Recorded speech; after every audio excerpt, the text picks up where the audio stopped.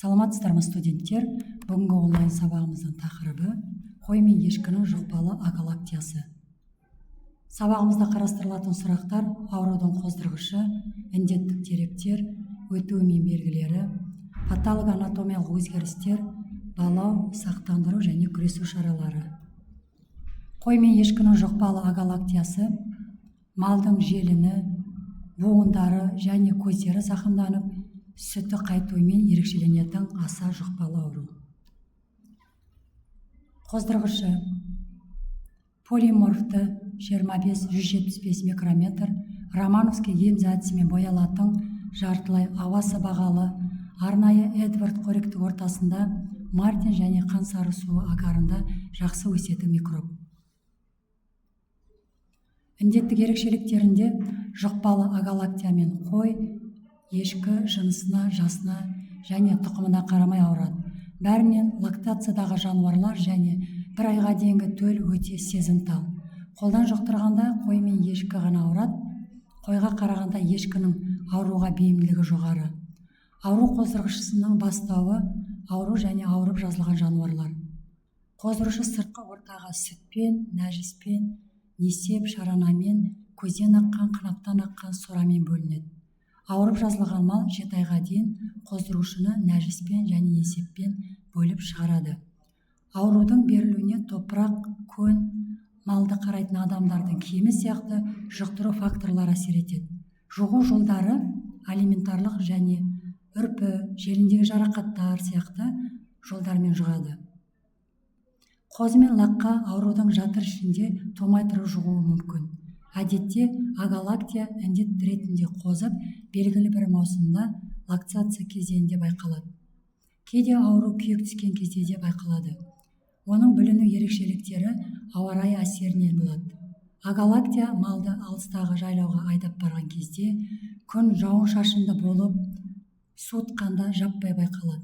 Әртүрлі стресс факторлар, буаздық, лактация, індет процесінің өршуі себепкер болады. Ауырып жазылған қой мен ешкілер ұзақ уақыт микроб алып тасымалдайды. Дерттенуінде ішек қарын арқылы немесе желінің терісінде ұзақ жарақаттардан өтіп, қоздырушы қанға түседі. Өсіп өніп бүкіл денеге тарап, бауырды, бүйректі, өкпе сөл түйіндерін және де ми, жұлында, әсіресе желі мен бауырда қабыну процесі тудырады. Инфекция процесі организмге түгел жайлайды. Желінде, яғни сүт жолдары аралығында қабыну өрбейді, агалактия орын алады. Яғни сүттің түзілуі тоқтайды. Қосалқы инфекцияның әсерінен патологиялық процестер басталып, әр түрлі ұлпалар мен ағзаларды қабындырады. Өтуі мен симптомдарында жасырын кезеңі қолдан жұқтырғанда 2-6 күн, табиғи жағдайда 10 күннен 2 айға дейін созылады. Яғни агалактия 7-7-ден төмен және созылмалы болып өтеді. Дерттің процесінің орын теуіне байланысты аурудың маститтік, буындағы, көздегі, жұлындағы және аралас түрлері болады. 7 түрінде малда, қозыда, лақта байқалады. Яғни желіндері, буындары зақымдалады. Сонымен қатар алғашқы ауырған мал күйзеліп, жем-шөпке қарамай, денесінің ыстығы көтеріліп, оқтын-оқтын ыстығы көтеріледі. Содан барып лактациядағы малда қатарлы немесе паренхималық мастит байқалады. 7-ден төмен өткенде денесінің ыстығы көтеріліп, мал күйзеліп, желіні, буындары, көздері зақымданады. Кейбір жануарларда тек қана желінсау байқалады, сүті қайтып кетеді. Ауру асқынғанда іріңді мастит болып, гангреналық процесс ұлғасады. Ауру созылмалы өткенде негізгі белгілері 7-ден төмен өткендегідей, бірақ онша айқын байқалмайды. Желіндегі түрінде көбінесе желінің бір бөлігі, ал кейде 2 бөлігі де қабынады. Желіні ұлғайып, ыстық болып ауырсынады, желінің үстіндегі сөл түйіндері ұлғаяды. Яғни сүті қоюланады, дәмі ащы, тұз сияқты, кейін су сияқты сұйылады. Ал буындағы түрінде негізгі клиникалық белгілері: малдың аяғы ақсап, жүргенде ауырсынады, буындары ісініп, ұстағанда қолға ыстығы білініп ауырсынады. әдетте бақайшық, тізе, шынтақ буындары, сирегірек тарамыстары және тарамыс қынаптары қабынады. Көздегі түрінде, яғни қабақтары домбығып, қан кернейді, көзден жас ағып, конъюнктивит байқалады. Жануар жарыққа қарай алмай, қарашығы бұлыңғыр тартып, көзі көрмей қалады. Бұл кезде дененің ыстығы көтеріліп, яғни буындары аздап ісініп, ауырсынады. Жұлындағы түрінде ауруға шалдыққан мал тез шаршайды, жиі жатып қалып, яғни аяғын байқап басып, сақтықпен қозғалады. Теңселіп, яғни жүрісі, координациясы өзгереді. Қалай балаймыз?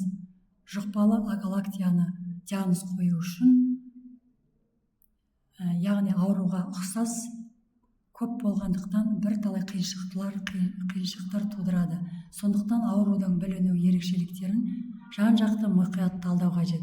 Індеттік жағдайда клиникалық белгілерін, патологиялық анатомиялық өзгерістерін ескере отырып, бактериологиялық зерттеуге жүгінеміз. Яғни бактериологиялық зерттеу малдың қанын, сүтін, буынан синовиалдық сұйықтықты, өлекседен сөл түйіндерін, жұлын сұйығын, үлпершік ағзаларды және миын алып, зертханаға жөнелтеді. Яғни серологиялық диагноз үшін диффузды преципитация және комплементті байланыстыру реакциялары ұсынылады.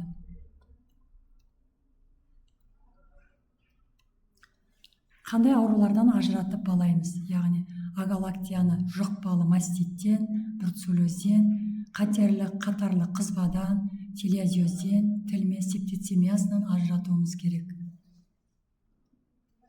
Емдеу үшін бірқатар дәрі-дәрмектер ұсынылған. Наварсенолдың 0,1 граммды килограмм салмағына дозада 5% ерітінді ретінде көк тамырға жібереді. Егер оған қоса 10% уратропин ерітіндісін күніне 3 рет, яғни 4-5 сағат аралықта салынып отырады. 4 мг дозада 1 апта бойы жіберіп отырып, емнің нәтижесінде едәуір артады. Бұнымен қоса жүректің қызметін жақсартатын дәрілерді қолданамыз. Йод пен йодтың калий судағы ерітіндісінің емдік қасиеті айтарлықтай. Антибиотиктерден дибиомицин, тетрациклин қолданылады. Көз зақымдалғанда емдеу үшін бор қышқылы мен альбуцит қолданылады. Мастит байқалғанда пенициллин, стрептомицин пайдаланамыз. Ісінген буынның жанындағы терісінің астына 1 мг глюкол ерітіндісін немесе тотиаинның 1 мг ерітіндісін ересек малға 2-3 мг, төлге 1,15 мг жібереміз. Давалау және күресу шараларында агалактияның алдын алу үшін жалпы ұйымдастыру және ветеринариялық шараларды жүзеге асырамыз. Яғни шаруашылықтан мал әкелуге болмайды. Жайылымда, суатта, алыста айдағанда әртүрлі аттардағы жануарлардың араласуына жол бермеу керекпіз. Жұқпалы агалактия байқалғанда сол ферма мен аттарды аурудан сау емес екенін жариялап шектеу қойылады. Барлық ауру және ауруға күдікті малды түгел бөлек ұстайды. Іш тастаған саулықтар мен ешкілерді де оқшаулаймыз. Егер ауруға шалдыққан мал аса құнды болмаса сойылады. Ауырған мал түгел қораны, ауланы мұқият механикалық жолмен тазалап, 2% жаңадан сөндірілген акпен немесе 2% күйдіргіш натрий ерітіндісімен, 2% лизолмен дезинфекциялаймыз. Ластанған төсенішті, жем-шөпті, көнді, тастанды төлді шуын өртейміз. Еге тапсырма. Агалактияның жұқпалы маститің, яғни бруцеллез, қатарлы қызба, телеозиоз тілмемен салыстырғанда қандай айырмашылықтары мен ұқсастықтары бар? Бұл аурудан агалактияны қандай белгілері мен зерттеу нәтижелері бойынша ажырататыны туралы реферат жазып келіңіз. Назарларыңызға рахмет, сау болыңыздар.